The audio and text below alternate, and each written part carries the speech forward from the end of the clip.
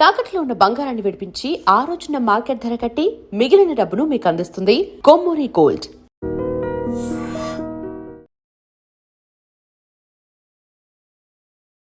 Hi hello నమస్తే welcome back to our channel. నేను మీ వైష్ణవి, నాతో పాటు యాంకర్ రాజా ఉన్నారు. సో 300 అసలు ఏంటి 300? ఎస్ఆర్హెచ్ వాళ్ళని లాస్ట్ ఇయర్ మొత్తం కాటేరమ్మ కొడుకులు అని చెప్పేసి తెగ చెప్పుకున్నాం. ఈసారి 300 అనేది మాత్రమే హైలైట్ చేస్తున్నారు. మీకు 300 వస్తే చాలా ట్రాఫీ అవసరం లేదా అని అడిగే వాళ్ళు ఉన్నారు, 300 చేసే అంత ఉందా అని అడిగే వాళ్ళు ఉన్నారు, ఇప్పుడు 300 చేసి ఏం సాధిస్తారు అని అడుగుతున్న వాళ్ళు ఉన్నారు. మరి అసలు ఈ 300 ఏంటి, దీని స్టోరీ ఏంటి, అది పనిగా ట్రోల్ చేసే వాళ్ళు ఎందుకున్నారు? ఎస్ఆర్హెచ్ కి ఈ ఇయర్ మరీ ఎక్కువ పేరు వస్తుంది, పేరుతో పాటు ట్రోల్స్ కూడా వస్తున్నట్టుగా కనిపిస్తుంది. ఇక్కడ 300 అనే దాని చుట్టూ ఒక పెద్ద రాంగ్ ప్రాపగాండా క్రియేట్ చేసేసింది సోషల్ మీడియాలో క్రియేట్ చేశారనుకోవచ్చు. వాంటెడ్ గా ఎస్ఆర్హెచ్ టార్గెట్ చేసిన ఒక వర్గం క్రియేట్ చేశారనుకోవచ్చు. 300 అనేది మేము అన్ని మ్యాచ్లు ఓడిపోతాం, ఏదైనా ఒక మ్యాచ్ లో 300 కొడతామని కాదు. 300 అనేది మైండ్ సెట్, 300 అనేది అప్రోచ్, 300 అనేది మైండ్ గేమ్ ప్లాన్.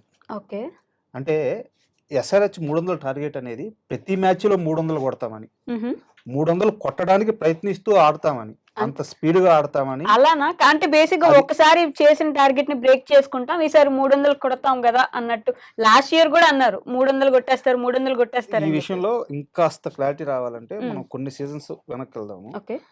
కొన్ని సీజన్స్ అనేదానికంటే కూడా కమ్మిన్స్ టీంతో చేరక ముందు వెళ్దాం. మీరు అబ్జర్వ్ చేస్తే అప్పుడు ఎస్ఆర్హెచ్ మ్యాచ్ అంటే అసలు టీఆర్పీ రేటింగ్ ఉండేది కాదు, అసలు ఇంట్రెస్ట్ ఉండేది, భారీ స్కోర్ ఉండేవి కాదు, బౌండరీస్ ఉండేవి కాదు. 120, 118, 100 ఈ స్కోర్స్ ని వాళ్ళు డిఫెండ్ చేసుకుంటూ గెలిచేవాళ్ళు. అంటే బ్యాటింగ్ చాలా వీక్ గా ఉండేది.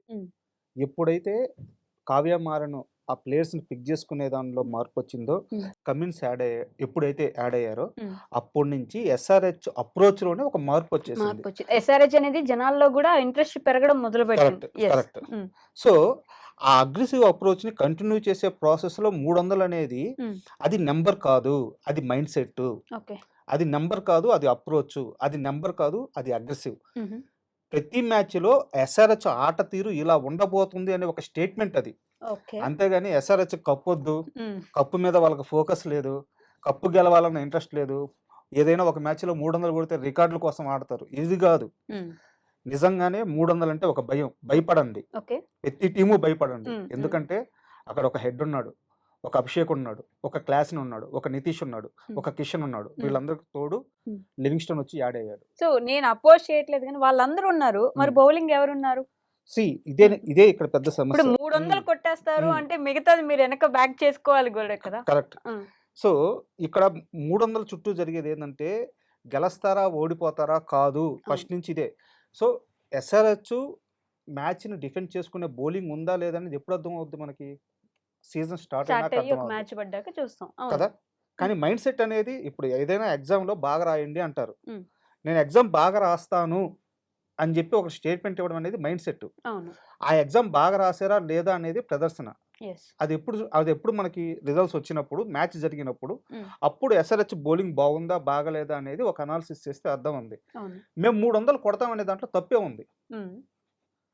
అది ఆట తీరబ్బా. ఒక్కొక్క టీంకి ఒక్కొక్క అప్రోచ్ ఉంటుంది. ఒకప్పుడు మనం సౌత్ ఆఫ్రికా టీంని తీసుకుంటే, సౌత్ ఆఫ్రికా టీం బ్యాటింగ్ లో వాళ్ళకంత అగ్రెసివ్నెస్ ఉండేది కాదు. ఏది గ్యారీ క్రిస్టన్, గిబ్స్ ఇలాంటి వాళ్ళు యాడ్ అవ్వక ముందు అగ్రెసివ్ బ్యాటింగ్ ఉండేది కాదు.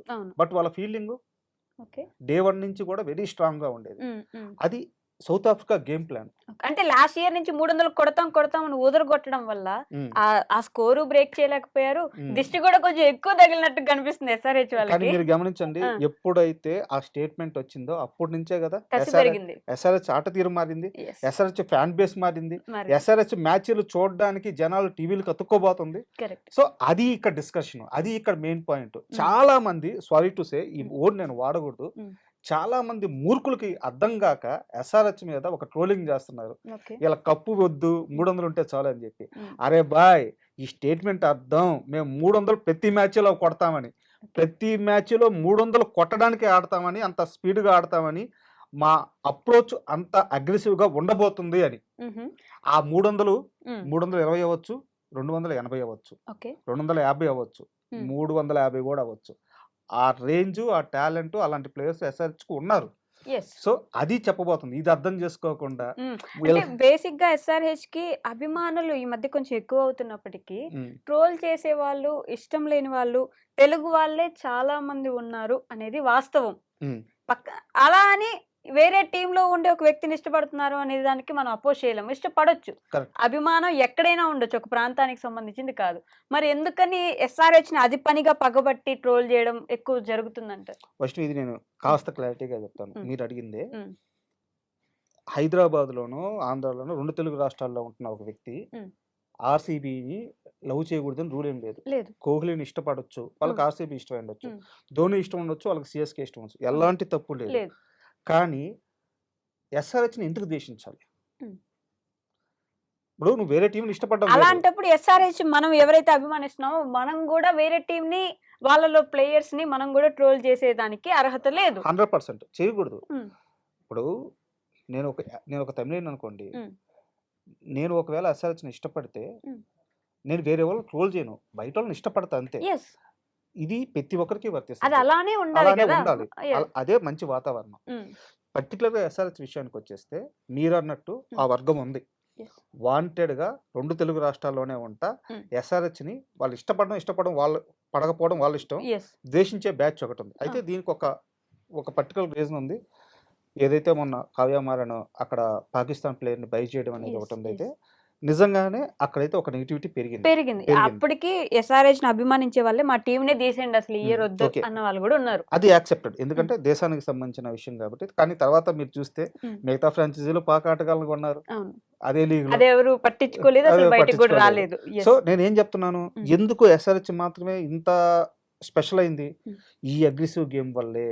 ఈ అగ్రెసివ్ అప్రోచ్ వల్లే. హ్మ్. సో, ఇప్పుడు ఐపీఎల్ డిస్కషన్స్‌లో మొన్నటి దాకా అంటే 3, 4 ఏళ్ల క్రితం వరకు లేని ఎస్ఆర్‌హెచ్ హ్మ్. ఈరోజు మ్యాచ్ విన్నింగ్ అన్న, టైటిల్ విన్నింగ్ అన్న, హై స్కోరింగ్ అన్న, హ్మ్. టీఆర్‌పీ రేటింగ్ అన్న ప్రతి దగ్గర యెస్. ఎస్ఆర్‌హెచ్ ఎందుకుంటుంది? హ్మ్. ఈవెన్ ట్రోలింగ్ అయినా సరే. ఒక టీమ్ మీద ట్రోలింగ్ ఎందుకు జరగద్దండి? ఆ టీమ్ ఎక్కువ పేరు ఎప్పుడైతే వస్తుందో కరెక్ట్. అప్పుడే జరుగుతది. ధో అవును. ధో ధోని మీద ఎంతమంది హేటర్స్ క్రియేట్ అయ్యారు? ఓయమ్మ! ఆ! కోహ్లీ మీద ఎంతమంది హేటర్స్ క్రియేట్ అయ్యారు? రోహిత్ శర్మ మీద ఎంతమంది హేటర్స్ క్రియేట్ అయ్యారు? అంటే కరెక్ట్. వీళ్ళందరూ స్టార్స్ కాదనా? వీళ్ళు అవును. స్టార్స్ స్టార్స్ కాబట్టే కాబట్టే ట్రోలింగ్ చేస్తారు. ఎస్ఆర్‌హెచ్ పరిస్థితి కూడా అంతే. హ్మ్. ఎస్ఆర్‌హెచ్ మారింది. హ్మ్. లెక్క మారింది. కాకపోతే మీరు గమనించారా? ఇప్పుడు సీఎస్‌కేకి ధోని, హ్మ్. ఆర్‌సీబీకి కోహ్లీ, హ్మ్. ఎంఐకి రోహిత్ అలా హ్మ్. ఒక్కొక్క పర్సన్ కోసం అభిమానులుంటారు. కరెక్ట్. ఎస్ఆర్‌హెచ్‌కి ఏ ఒక్క పర్సన్‌ని చూసుకొని ఉండరు. టీమ్‌కి అభిమానులుంటారు. అదే చెప్పేది. హ్మ్. ఎవరన్నా కొత్తగా వస్తే ఆదరించేది. కేన్ మామ అంటాం. హ్మ్. వార్నర్ బాయ్ అంటాం. యెస్. ఆ! రెడ్డి గారు అంటాం. ఆ! నితీష్ కుమార్ రెడ్డి. అవును. ఆ! ఇక క్లాసన్‌కి ఎంతమంది ఫాన్స్ ఉన్నారో హ్మ్. చెప్పాల్సిన అవసరం లేదు. యెస్. అంటే యాస్ ఎ టీమ్‌గా ఇష్టపడతారు ఎస్ఆర్‌హెచ్‌ని. ఎప్పుడు అదే జరిగింది. ఒక ఆ! మనిషికి ఎప్పుడు ఇష్టం ఆ! పెట్టుకోలేదు మనోళ్ళు. యాస్ ఎ టీమ్‌గా ఇష్టం ఎస్ఆర్‌హెచ్. హ్మ్. సో, ఐపీఎల్‌లో మిగతా జట్లకి ఎన్ని విన్నింగ్ ఛాన్స్‌లున్నాయో ఎస్ఆర్‌హెచ్‌కి కూడా అంతే విన్నింగ్ ఛాన్స్‌లున్నాయి. బౌలింగ్ బలహీనంగా ఉందా? ఫీల్డింగ్ ఉందా? ఇయన్నీ మ్యాచ్‌లు స్టార్ట్ అయినాక స్టార్ట్ అయ్యాక తెలుస్తాయి. తెలుస్తుంది. దానికంటే ముందు హ్మ్. వీళ్ళకొక మైండ్ సెట్ ఉంది. ఆ మైండ్ సెట్‌ని తప్పంటే తప్పు అని నేను అంటున్నా. ఆ మైండ్ సెట్‌ని తప్పు అనడంలో తప్పేంటి అని అంటున్నా. అంటే మరీ ఓవర్ కాన్ఫిడెన్స్ లాగా కనిపించట్లేదా అని అడిగే వాళ్ళు ఉంటారు గదా! ఇప్పుడు. అంటే ఇప్పుడు హ్మ్. హార్దిక్ పాండ్యా ఉన్నాడు. హ్మ్. హార్దిక్ పాండ్యా బలం ఏందండి? ఆల్ రౌండర్ ఆయన. Over okay. కాన్ఫిడెన్స్ ఉంటుంది ఆయనకి. హార్దిక్ పాండ్యా బలం అతని స్కిల్ గాకుండా బయటకొచ్చేసి ఆ ఓవర్ కాన్ఫిడెన్స్. కాన్ఫిడెన్సే యెస్. హార్దిక్ పాండ్యా బలం. హ్మ్. ఒకప్పుడు ఆస్ట్రేలియా టీమ్‌ని చూస్తే ఎలా ఉండేది? గ్రౌండ్‌లో 11 సింహాలు నడుస్తున్నట్టు నడుస్తున్నట్టు ఉండేది. ఉండేది. అవును. వాళ్ళు ఏ రోజు గూడా అంటే వాళ్ళ టాలెంట్ స్కిల్‌ని పక్కన పెడుతున్నా. ఆస్ట్రేలియా ఖచ్చితంగా టీమ్ స్కిల్ అంటే ఉంది. భయం ఉంటది అంతే. వాళ్ళ అప్రోచ్ ఎలా ఉండేది? పాంటింగ్ అంతా స్లిప్‌లో వాళ్ళు సెర్చ్ చేస్తుంటే ఎలా యెస్. ఉండేది? హ్మ్. గంగూలీ వచ్చేదాకా మొత్తం క్రికెట్ ప్రపంచానికే భయం వాళ్ళంటే. కరెక్ట్. అవును. ఎస్ఆర్‌హెచ్ గూడా వాళ్ళ అప్రోచ్ వల్ల ఆ భయాన్ని క్రియేట్ చేశారు. హుహు. అది కరెక్టా? రాంగా? దానివల్ల వాళ్ళకి లాభం జరిగిందా? నష్టం జరిగిందా? హ్మ్. ఇదన్నీ సీజన్ స్టార్ట్ అయిన తర్వాత హ్మ్. టేబుల్‌లో వాళ్ళ పొజిషన్ చూసిన తర్వాత అప్పుడు చర్చించాలి. యెస్. ప్రతి టీమ్‌కి ఒక్కొక్క మైండ్ సెట్ ఉంటది. హ్మ్. ఆ మైండ్ సెట్‌ని ముందే ఎందుకు తప్పుపడుతున్నారు? 300 అనేది నంబర్ గాదు. మా మైండ్ సెట్ అని చెప్పడం నా ఉద్దేశం. ఇది రైట్. చాలా మందికి అర్థం కావట్లేదు. హ్మ్. హోప్ సో మీకు అర్థమైందనుకుంటా. యెస్. ఈ క్లారిటీ చాలా మందికి అవసరం ఇప్పుడు. ఆ ఎన్ ట్రోలింగ్‌కి గురవుతున్నారంటే ఒక స్టెప్ ముందున్నారు అనే కరెక్ట్. అనుకోవాలి ఇంక అంతే. సో, ఎస్ఆర్‌హెచ్ ఫ్యాన్స్ కోసం ఈ వీడియో చేసింది. ఎవరైనా మీ దగ్గరకొచ్చి 300 అని చెప్పి స్లెడ్జ్ చేయాలని చూసినా, ట్రోల్ చేయాలని చూసినా వాళ్ళకి గట్టిగా చెప్పండి. అరే భాయ్ 300 అంటే నంబర్ కాదు. అది మా మైండ్ సెట్. 300 అంటే అది నంబర్ కాదు మా అప్రోచ్. 300 అంటే అది నెంబర్ కాదు, మా అగ్రెసివ్నెస్ అని చెప్పండి. All the best SRH. Yes, all the best.